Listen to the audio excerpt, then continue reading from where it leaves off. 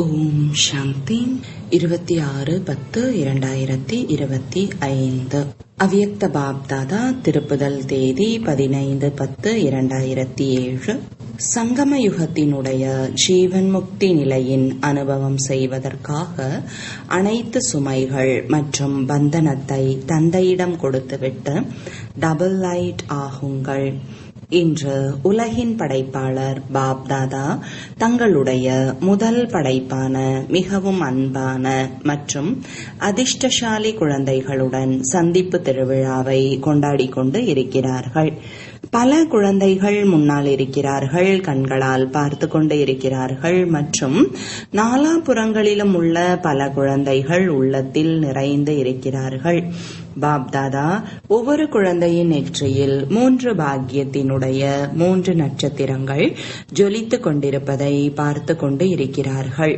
முதலாவது பாக்கியம் பாப்தாதாவினுடைய உயர்ந்த பாலனை, 2வது ஆசிரியர் மூலம் படிப்பு, 3வது சத்குரு மூலம் கிடைக்க பெற்ற அனைத்து வரதானங்களினுடைய ஜொலித்துக் கொண்டிருக்கும் நட்சத்திரம். நீங்கள் அனைவரும் கூட தங்களுடைய நெற்றியில் ஜொலித்துக் கொண்டிருக்கும் நட்சத்திரங்களை அனுபவம் செய்து கொண்டு இருக்கிறீர்கள் அல்லவா?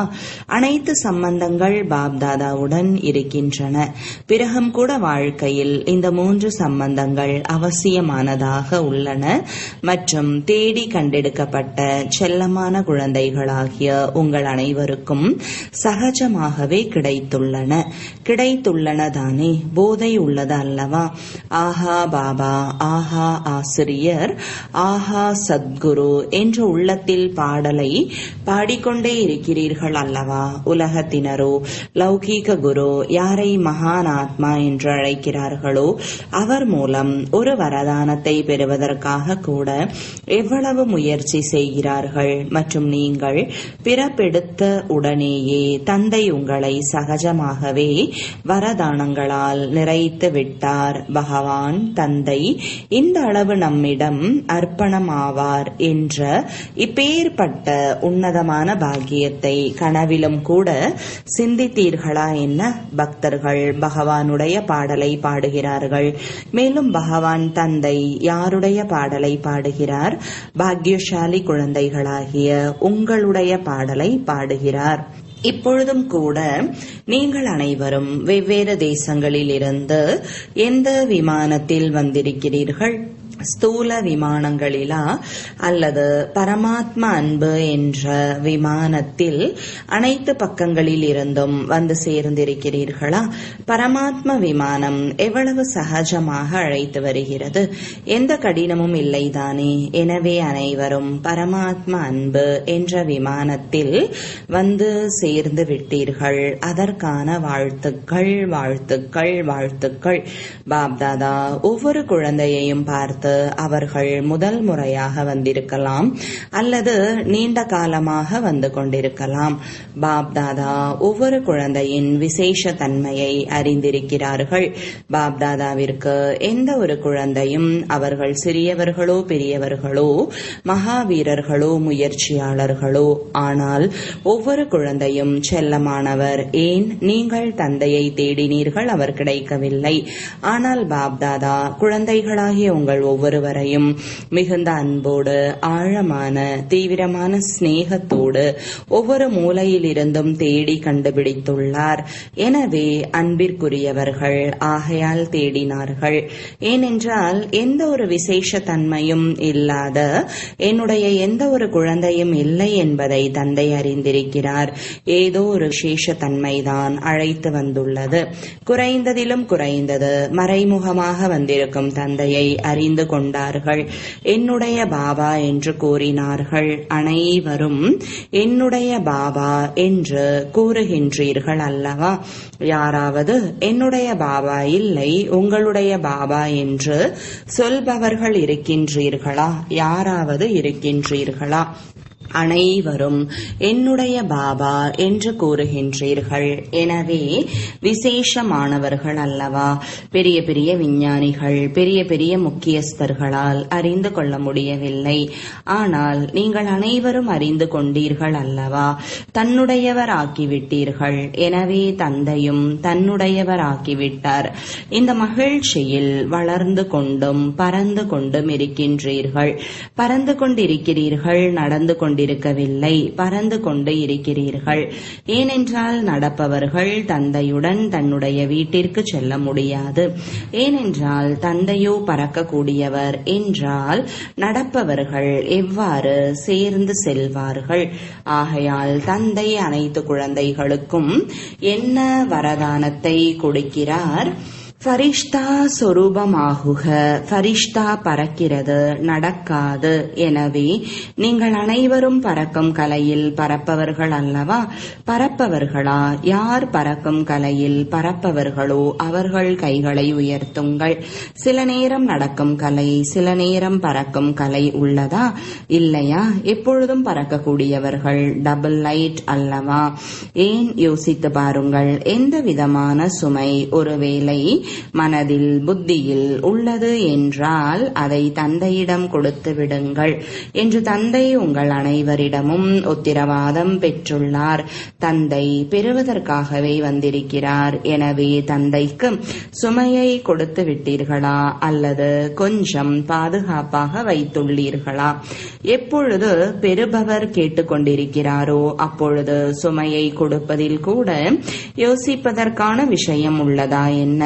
அல்லது சுமையை பாதுகாப்பாக வைப்பதற்கான 63 பிறவிகளின் பழக்கம் உள்ளதா? விரும்பவில்லை, ஆனால் பழக்கத்தால் நிர்பந்திக்கப்படுகிறோம் என்று சில குழந்தைகள் சில நேரங்களில் கூறுகிறார்கள். இப்பொழுது நிர்பந்திக்கப்படவில்லை அல்லவா? நிர்பந்திக்கப்படுகிறீர்களா அல்லது உறுதியானவர்களாக இருக்கிறீர்களா? ஒரு பொழுதும் நிர்பந்திக்கப்படுபவர்களாக ஆகக்கூடாது. உறுதியானவர்கள் ஆவீர்கள். சக்திகள் உறுதியானவர்களா அல்லது கட்டாயப்படுத்தப்படுகிறீர்களா? உறுதியானவர்கள் தானே. சுமையை வைத்துக் கொள்வது நன்றாக உள்ளதா என்ன? சுமை உள்ளத்திற்கு பிடித்து விட்டதா? விட்டுவிடுங்கள். விட்டுவிட்டால் விடுபடலாம். விடுவது இல்லை, அதனால் விடுபடுவது இல்லை. விடுவதற்கான சாதனம் திடமான எண்ணம், திடமான சங்கல்பம் செய்கிறோம். ஆனால் என்று சில குழந்தைகள் கூறுகிறார்கள். ஆனால் காரணம் என்ன? திட சங்கல்பம் செய்கிறீர்கள், ஆனால் செய்திருக்கும் திட சங்கல்பத்தை ரிவைஸ் செய்வது இல்லை. அடிக்கடி மனதால் ரிவைஸ் செய்யுங்கள் மற்றும் ரியலைஸ் செய்யுங்கள். சுமை என்றால் என்ன மற்றும் டபுள் லைட்டின் அனுபவம் என்ன? ரியலைசேஷன் கோர்ஸை இன்னும் அதிகமாக அடிக்கோடிடுங்கள். சொல்வது மற்றும் யோசிப்பது என்பதை செய்கிறீர்கள், ஆனால் உள்ளத்தால் சுமை என்றால் என்ன மற்றும் டபுள் லைட் என்றால் என்ன என்பதை உணருங்கள். வேறுபாட்டை முன்னால் வைத்திடுங்கள். ஏனென்றால் பாப்தாதா இப்பொழுது சமயத்தின் அருகாமையின்படி ஒவ்வொரு குழந்தையிடமும் எதை பார்ப்பதற்கு விரும்புகின்றார்கள், என்ன சொல்கிறீர்களோ அதை செய்து காண்பிக்க வேண்டும். என்ன நினைக்கிறீர்களோ அதை சொரூபத்தில் கொண்டு வர வேண்டும்.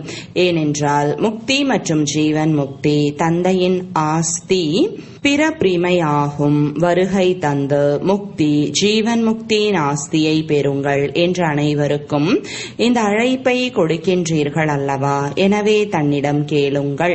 முக்தி தாமத்தில் முக்தியின் அனுபவம் செய்ய வேண்டுமா மற்றும் சத்தியுகத்தில் ஜீவன் முக்தியின் அனுபவம் செய்ய வேண்டுமா? அல்லது இப்பொழுது சங்கம யுகத்தில் முக்தி ஜீவன் முக்தியின் சம்ஸ்காரத்தை உருவாக்க வேண்டுமா? ஏனென்றால் நாங்கள் இப்பொழுது எங்களுடைய ஈஸ்வரிய சம்ஸ்காரத்தில் இருந்து தெய்வீக சம்ஸ்காரத்தை உருவாக்கக்கூடியவர்கள் என்று கூறுகிறீர்கள். தங்களுடைய சம்ஸ்காரத்தால் புதிய உலகத்தை உருவாக்கி கொண்டிருக்கிறீர்கள். எனவே இப்பொழுது சங்கம யுகத்திலேயே முக்தி ஜீவன் முக்தியின் சம்ஸ்காரம் வெளிப்பட்டிருக்க வேண்டும் அல்லவா? எனவே அனைத்து பந்தனங்களிலிருந்தும் மனம் மற்றும் புத்தி விடுபட்டு உள்ளனவா என்று சோதனை செய்யுங்கள். ஏனென்றால் பிராமண வாழ்க்கையில் கடந்த வாழ்க்கையின் சில விஷயங்களின் பந்தனம் என்ன உள்ளனவோ அவற்றிலிருந்து விடுபட்டு இருக்கின்றீர்கள். ஆனால் அனைத்து பந்தனங்களிலிருந்தும் முக்தி அடைந்துள்ளீர்களா? அல்லது சில பந்தனம் இப்பொழுதும் கூட தன்னுடைய பந்தனத்தில் கட்டி போட்டு விடுகிறதா? இந்த பிராமண வாழ்க்கையில் ஜீவன் முக்தியின் அனுபவம் செய்வதுதான் பிராமண வாழ்க்கையின் உன்னத தன்மையாகும். ஏனென்றால் சத்யுகத்தில் ஜீவன் முக்தி, ஜீவன் பந்தனம் ஆகிய இரண்டை பற்றிய ஞானமும் இருக்காது. ஜீவன் பந்தனம் எது, ஜீவன் முக்தி எது என்பதை இப்பொழுது அனுபவம் செய்ய முடிகிறது. ஏனென்றால் உங்கள் அனைவருடைய வாக்குறுதி அநேக முறை வாக்குறுதி அளித்துள்ளீர்கள். என்ன வாக்குறுதி அளித்துள்ளீர்கள் என்பது நினைவில் உள்ளதா? உங்களுடைய இந்த பிராமண வாழ்வின் லட்சியம் என்ன என்று யாரிடமாவது கேட்டால் என்ன பதில் கொடுக்கின்றீர்கள்? தந்தைக்கு சமமாக ஆக வேண்டும். இது உறுதிதானே? தந்தைக்கு சமமாக ஆக வேண்டும் அல்லவா? அல்லது கொஞ்சம் கொஞ்சம் ஆக வேண்டுமா? சமமாக ஆக வேண்டும். கொஞ்சம் ஆகி இருந்தாலும் பரவாயில்லையா? அவர்களை சமமானவர்கள் என்று கூற முடியாது அல்லவா? தந்தை விடுபட்டு இருக்கின்றாரா அல்லது பந்தனம் உள்ளதா? ஒருவேளை எந்த விதமான தேகத்தின் எந்த ஒரு சம்பந்தம், தாய் தந்தை உறவு நண்பர் அல்ல, தேகத்தோடு கர்ம இந்திரியங்களுடனான சம்பந்தம். இந்த எந்த ஒரு கர்ம இந்திரியங்களுடனான சம்பந்தம் பழக்கத்தின் பந்தனம், சுபாவத்தின் பந்தனம், பழைய சம்ஸ்காரத்தின் பந்தனம் உள்ளது என்றால் தந்தைக்கு சமமானவர்கள் என்று எவ்வாறு அழைக்க முடியும்? மேலும் தினமும் தந்தைக்கு சமமாக ஆகியே தீர வேண்டும் என்று உறுதிமொழி செய்கிறீர்கள். கை உயர்த்த வைத்தால் அனைவரும் என்ன சொல்கிறீர்கள்? லக்ஷ்மி நாராயணர் ஆக வேண்டும் என்று சொல்கிறீர்கள். பாப்தாதாவிற்கும் மிக நல்ல நல்ல உறுதிமொழி செய்கிறார்கள் என்ற மகிழ்ச்சி ஏற்படுகிறது. ஆனால் உறுதிமொழியின் பயனை பெறுவது இல்லை. உறுதிமொழி மற்றும் அதனுடைய பயனின் சமநிலையை பற்றி கை உயர்த்த வைத்தால் அனைவரும் என்ன சொல்கிறீர்கள்? லக்ஷ்மி நாராயணர் ஆக வேண்டும் என்று சொல்கிறீர்கள். பாப்தாதாவிற்கும் மிகவும் நல்ல உறுதிமொழி செய்கிறார்கள் என்ற மகிழ்ச்சி ஏற்படுகிறது. ஆனால் உறுதிமொழியின் பயனை பெறுவது இல்லை. உறுதிமொழி மற்றும் அதனுடைய பயனின் சமநிலையை பற்றி அறியவில்லை. வாக்குறுதிகளின் கோப்பு பாப்தாதாவிடம் மிக பெரியதாக உள்ளது. அனைவருடைய கோப்பும் உள்ளது. இது போன்றே பயனுடைய ஃபைலும் இருக்க வேண்டும். சமநிலை இருந்தது என்றால் எவ்வளவு நன்றாக இருக்கும். சேவை கேந்திரங்களின் ஆசிரியர்கள் அமர்ந்திருக்கிறீர்கள். இவர்களும் கூட சேவை கேந்திரத்தில் வசிப்பவர்கள் அமர்ந்திருக்கிறீர்கள் அல்லவா? சமமாக கூடியவர்கள் தானே. கிளை நிலையங்களில் வசிக்கும் நிமித்தமாகியுள்ள குழந்தைகளோ சமமானவர்களாக இருக்க வேண்டும். இருக்கின்றீர்கள். ஆனால் அவ்வப்பொழுது கொஞ்சம் குறும்புத்தனம் செய்பவர்களாக ஆகிவிடுகிறீர்கள். பாப்தாதா அனைத்து குழந்தைகளுடைய முழு நாளின் நிலைமை மற்றும் சூழ்நிலை இரண்டையும் பார்த்து கொண்டிருக்கிறார்கள். உங்களுடைய தாதியும் கூட வதனத்தில் இருந்தார்கள் அல்லவா? தாதியும் பார்த்தார்கள். அப்பொழுது என்ன கூறினார்கள்? பாபா இப்படி கூட இருப்பார்களா என்று கூறினார்கள். அவ்வாறு நடக்கிறது, அவ்வாறு செய்கிறார்கள், நீங்கள் பார்த்து கொண்டே இருக்கின்றீர்களா என்று கூறினார்கள். கேட்டீர்களா? உங்களுடைய தாதி என்ன பார்த்தார்கள்? ஒவ்வொரு குழந்தையும் முக்தி ஜீவன் முக்தியின் ஆஸ்திக்கு அதிகாரி ஆக வேண்டும் என்ற இதையே இப்பொழுது பாப்தாதா பார்க்க விரும்புகிறார்கள். ஏனென்றால் இப்பொழுது ஆஸ்தி கிடைக்கிறது. சத்யுகத்திலோ இயற்கையான வாழ்க்கை இருக்கும். இப்போதைய பயிற்சியின் பலனாக இயற்கையான வாழ்க்கை இருக்கும். ஆனால் ஆஸ்திக்கான அதிகாரம் இப்பொழுது சங்கம யுகத்தில் உள்ளது. ஆகையால் ஒவ்வொருவரும் சுயம் சோதனை செய்ய வேண்டும் என்பதை பாப்தாதா விரும்புகிறார். ஒருவேளை ஏதாவது பந்தனம் ஈர்க்கிறது என்றால் அதற்கான காரணத்தை யோசியுங்கள். காரணத்தை யோசியுங்கள் மற்றும் காரணத்தின் கூடவே நிவாரணத்தையும் யோசியுங்கள். பாப்தாதா அநேக முறை விதவிதமான ரூபத்தில் நிவாரணம் கொடுத்து இருக்கிறார்கள். சர்வ சக்திகளின் வரதானத்தை கொடுத்துள்ளார். அனைத்து குணங்களின் பொக்கிஷங்களை வழங்கியுள்ளார்கள். பொக்கிஷங்களை பயன்படுத்துவதன் மூலம் பொக்கிஷம் அதிகரிக்கிறது. அனைவரிடம் பொக்கிஷம் உள்ளது என்பதை பாப்தாதா பார்த்திருக்கிறார்கள். ஒவ்வொருவருடைய இருப்பையும் பார்த்து இருக்கிறார்கள். புத்தி ஸ்டாக் ரூம் ஆகும். பாப்தாதா அனைவருடைய இருப்பையும் பார்த்தார்கள். சேமிப்பில் உள்ளது, ஆனால் பொக்கிஷங்களை சமயத்தில் பயன்படுத்துவது இல்லை. கருத்துகளாக மட்டும் நினைக்கிறீர்கள். ஆம், இதை செய்யக்கூடாது, இதை செய்ய வேண்டும் என்று கருத்தாக பயன்படுத்துகிறீர்கள், யோசிக்கிறீர்கள். ஆனால் புள்ளியாகி கருத்துகளை பயன்படுத்துவது இல்லை. ஆகையால் கருத்துகளாகவே இருந்து விடுகிறது. புள்ளியாகி பயன்படுத்தினீர்கள் என்றால் நிவாரணம் கிடைத்துவிடும். இதை செய்யக்கூடாது என்பதை சொல்கிறீர்கள், பிறகு மறந்தும் விடுகிறீர்கள். சொல்வதன் கூடவே மறந்து விடுகிறீர்கள். இவ்வளவு சகஜமான விதியை கூறியிருக்கிறார். சங்கம யுகத்தில் மட்டுமே புள்ளியின் அற்புதம் உள்ளது. புள்ளியை பயன்படுத்துங்கள், அவ்வளவுதான். வேறு எந்த குறியீட்டின் அவசியம் இல்லை. 3 புள்ளிகளை பயன்படுத்துங்கள். ஆத்மா புள்ளி, தந்தை புள்ளி, நாடகம் புள்ளி. 3 புள்ளிகளை பயன்படுத்திக் கொண்டே இருந்தீர்கள் என்றால் தந்தைக்கு சமமாக ஆவது ஒன்றும் கடினம் அல்ல. வைக்க விரும்புவதோ புள்ளி, ஆனால் வைக்கும் சமயத்தில் கை ஆடிவிடுகிறது. அதனால் கேள்விக்குறியாக மாறிவிடுகிறது அல்லது ஆச்சரியக்குறியாக மாறிவிடுகிறது. அங்கே கை ஆடுகிறது, எங்கே புத்தி ஆடுகிறது. இல்லை என்றால் 3 புள்ளிகளை நினைவில் வைப்பது கடினம் அல்ல. பாப்தாதாவோ இன்னொரு சகஜ யுக்தியை கூறியுள்ளார்கள். அது என்ன?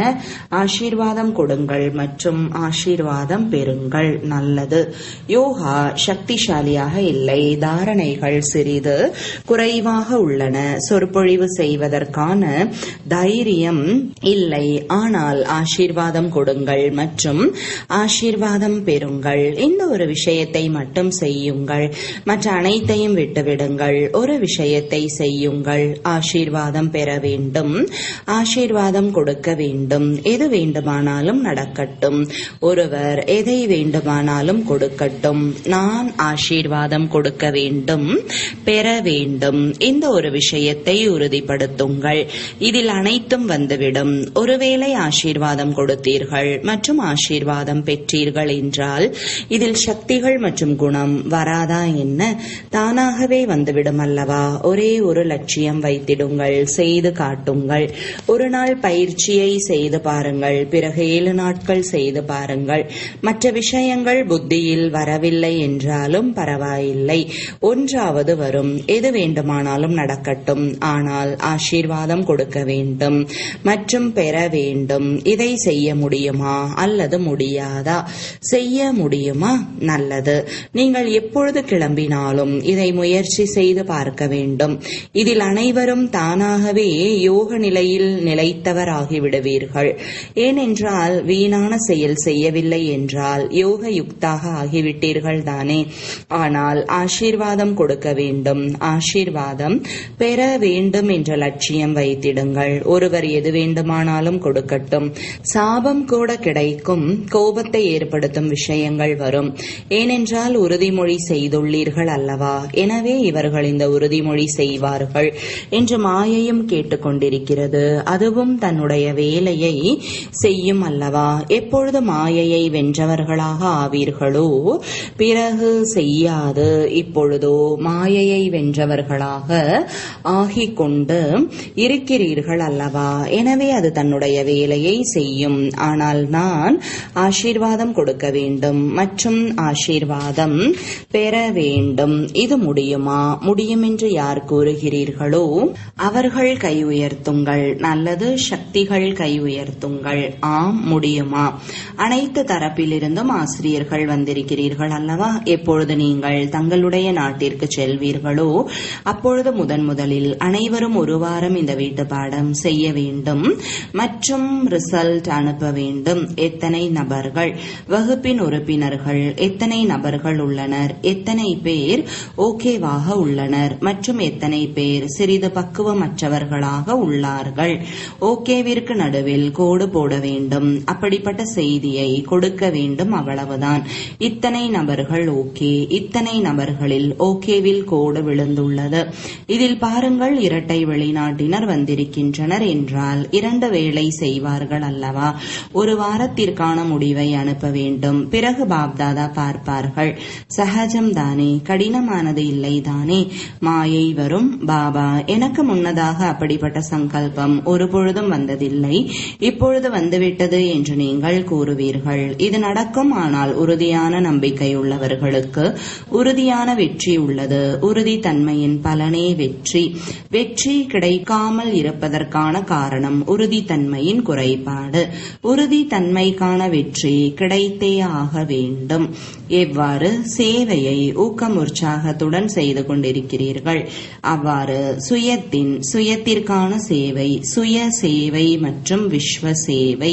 சுய சேவை என்றால் சோதனை செய்வது மற்றும் தன்னை தந்தைக்கு சமமாக ஆக்குவது. எந்த ஒரு குறை மற்றும் பலவீனத்தையும் தந்தையிடம் கொடுத்து விடுங்கள். ஏன் வைத்துள்ளீர்கள்? தந்தைக்கு பிடிக்கவில்லை, ஏன் பலவீனத்தை வைத்துக் கொள்கிறீர்கள்? கொடுத்து விடுங்கள். கொடுக்கும் சமயம் சிறு குழந்தை ஆகிவிடுங்கள். எவ்வாறு சிறிய குழந்தை? எந்த பொருளை பாதுகாக்க முடியவில்லை, எந்த ஒரு பொருளாவது பிடிக்கவில்லை என்றால் என்ன செய்கிறது? அம்மா, அப்பா, இதை நீங்கள் எடுத்துக்கொள்ளுங்கள் என்று கூறுகிறது. அதுபோல எந்த விதமான சுமை பந்தனம் எது பிடிக்கவில்லையோ, ஏனென்றால் பாப்தாதா பார்க்கிறார், இது நல்லது அல்ல, இது சரியல்ல என்று ஒரு புறம் இதை சிந்தித்துக் கொண்டு இருக்கிறார்கள். ஆனால் என்ன செய்வேன், எப்படி செய்வேன், இதுவோ நன்றாக இல்லை என்று யோசிக்கிறார்கள். ஒரு புறம் நன்றாக இல்லை என்று கூறிக்கொண்டிருக்கிறீர்கள், மறுபுறம் பாதுகாப்பாக வைத்துக் கொண்டிருக்கிறீர்கள் என்றால் இதை என்னவென்று சொல்வது? நல்லது என்று சொல்லலாமா? நன்றாக இல்லை அல்லவா? எனவே நீங்கள் என்னவாக ஆக வேண்டும்? நல்லவரிலும் நல்லவராக அல்லவா? நல்லவராக மட்டுமல்ல, நல்லவரிலும் நல்லவராக. என்னவெல்லாம் அப்படிப்பட்ட விஷயங்கள் வந்தாலும் பாபா ஆஜராகி இருக்கிறார், அவரிடம் கொடுத்து விடுங்கள். மேலும் ஒருவேளை திரும்ப வந்துவிட்டால் அதை அடகு பொருள் என புரிந்து கொண்டு மீண்டும் கொடுத்து விடுங்கள். அடமான பொருளில் உரிமை கொண்டாடப்படுவதில்லை, ஏனென்றால் நீங்கள் கொடுத்து விட்டீர்கள். அது தந்தையின் பொருளாக ஆகிவிட்டது. தந்தையின் பொருள் அல்லது பிறருடைய பொருள் உங்களிடம் தவறுதலாக வந்துவிட்டது. நீங்கள் அலமாரியில் வைத்துக் கொள்வீர்களா? வைத்துக் கொள்வீர்களா? வெளியே எடுத்து விடுவீர்கள் தானே?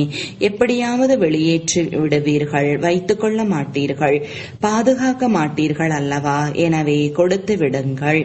தந்தை பெறுவதற்காக வந்திருக்கிறார், கொடுப்பதற்கு உங்களிடம் வேறு எதுவும் இல்லை. ஆனால் இதையோ கொடுக்க முடியும் அல்லவா? எருக்கம் பூ உள்ளது, அதை கொடுத்து விடுங்கள். பாதுகாப்பது பிடித்தமானதா என்ன? நல்லது. நாலாபுறங்களிலும் உள்ள அனைத்து பாப்தாதாவின் உள்ளத்திற்கு பிடித்தமான குழந்தைகளுக்கு உள்ளத்தை கொள்ளை கொள்பவர் அல்லவா? திலாராமின் உள்ளத்திற்கு பிடித்தமான குழந்தைகளுக்கு, அன்பின் அனுபவங்களில் எப்பொழுதும் மூழ்கியிருக்கும் குழந்தைகளுக்கு ஒரு தந்தையை தவிர வேறு யாரும் இல்லை, கனவிலும் கூட வேறு யாரும் இல்லை. அப்பேற்பட்ட பாப்தாதாவிற்கு மிகவும் அன்பான மற்றும் தேக உணர்விலிருந்து விடுபட்ட, தேடி கண்டெடுக்கப்பட்ட பல கோடி மடங்கு பாக்கியசாலி குழந்தைகளுக்கு உள்ளத்தின் அன்பு நினைவுகள் மற்றும் கோடி மடங்கு ஆசீர்வாதங்கள் உரித்தாகுக. கூடவே பாலகனாகவும் எஜமானராகவும் இருக்கும் குழந்தைகளுக்கு பாப்தாதாவின் வணக்கங்கள். ஆன்மீக தந்தைக்கு ஆன்மீக குழந்தைகளின் அன்பு நினைவுகளும் வணக்கங்களும். வரதானம்: ஈஸ்வரிய விதிமுறைகளினுடைய ஆதாரத்தில் உலகத்திற்கு முன்பாக உதாரணமாக கூடிய சகஜ யோகி ஆகுக.